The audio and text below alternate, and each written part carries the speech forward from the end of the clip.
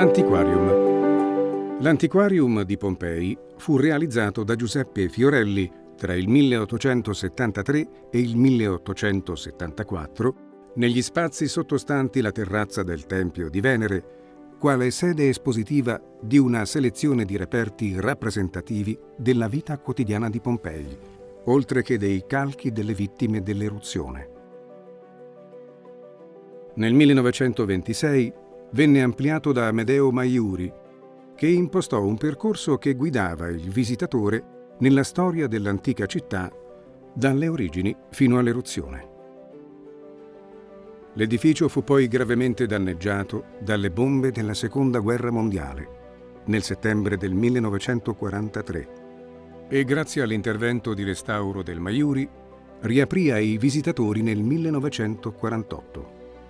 Nuovamente danneggiato dal terremoto del 1980, è rimasto chiuso fino al 2016, quando è stato riaperto per esposizioni temporanee.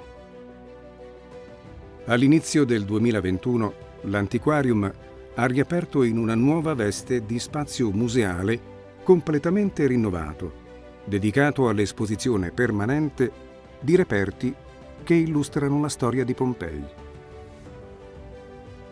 Grazie anche agli ultimi interventi del 2025, viene oggi restituito alla pubblica fruizione uno spazio che rimanda a quella che fu la prima concezione museale di Amedeo Maiuri e che costituisce un percorso di introduzione alla visita del sito archeologico.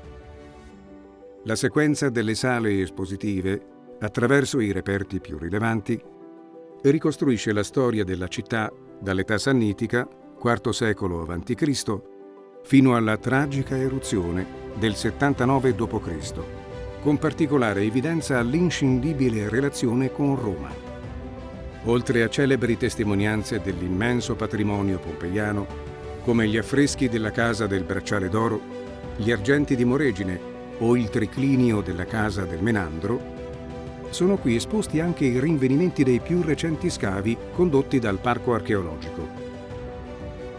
Il nuovo percorso è caratterizzato da una forte luminosità che riporta all'atmosfera dell'Antiquarium pensato da Amedeo Maiuri e crea un'ambientazione d'altri tempi grazie al recupero spaziale delle gallerie originali e al restauro delle vetrine espositive degli anni 50. Il percorso di visita è inoltre dotato di supporti per favorire una visita accessibile.